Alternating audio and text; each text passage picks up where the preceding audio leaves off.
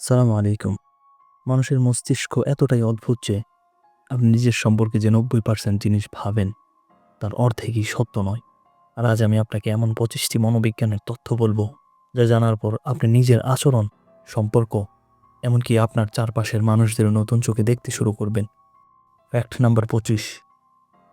আপনি কি জানেন 16 থেকে 28 বছর বয়সে যেসব বন্ধুত্ব হয় সেগুলোই সবচেয়ে বেশি টিকে যায়, কারণ এই বয়সে মানুষ সবচেয়ে বেশি সত্যিকারের সম্পর্ক খুঁজে।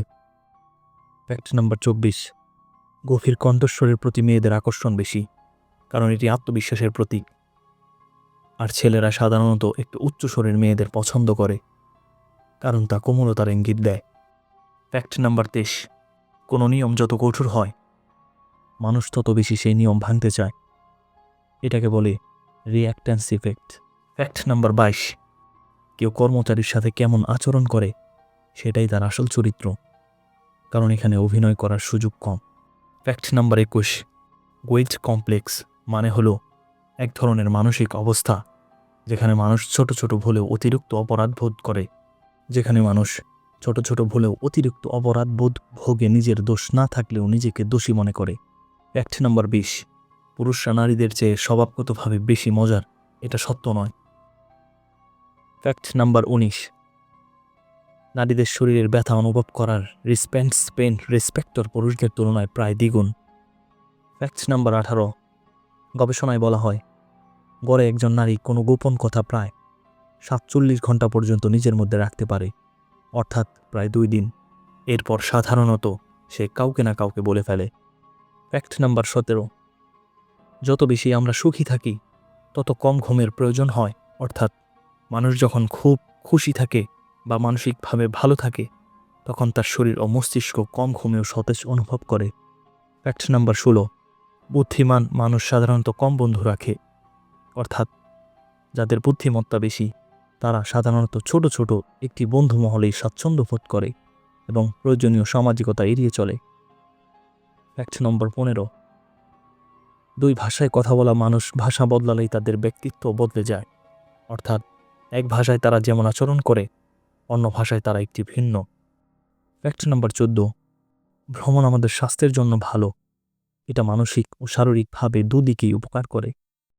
ফ্যাক্ট নম্বর 13। পায়ের ভঙ্গি ও নড়াচড়া আপনার আবেগ প্রকাশ করে, মানুষের মুখ নয়। অনেক সময় পায়ের দিকেই আসল অনুভূতি ধরা পড়ে। Fact number 12।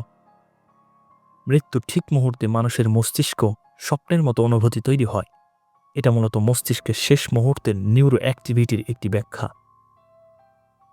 Fact number 11। কারো হাই দেখতে আপনারও হাই আসা, এটা সহানুভূতির লক্ষণ। যাদের মধ্যে সহানুভূতি বেশি তারা অন্যের হাই সহজে ক্যাচ করে। ফ্যাক্ট নম্বর 10। ব্যঙ্গ বা ঠাট্টা বুঝতে ও করতে পারা একটি সুস্থ মস্তিষ্কের লক্ষণ। Fact number 9। কিছু মানুষ রঙকে ঘ্রাণের মতো অনুভব করতে পারে, এটা এক ধরনের বিরল নিউরোলজিক্যাল অভিজ্ঞতা যাকে সাইনেস্থেটিয়া বলা হয়, যেখানে ইন্দ্রিয়গুলো একে অপরের সাথে মিশে যায়। Fact number 8। নিজেকে আমি কি পারবো প্রশ্ন করলে তা আপনাকে আরও বেশি অনুপ্রাণিত করে। এই ধরনের প্রশ্ন মস্তিষ্ককে কাজের দিকে ঠেলে দেয় এবং মোটিভেশন বাড়ায়। Fact number 7। ব্যাকআপ প্ল্যান থাকলে মূল প্ল্যানের প্রতি মনোযোগ কমে যায়, তাই প্ল্যান বি অনেক সময় কাজই করে না।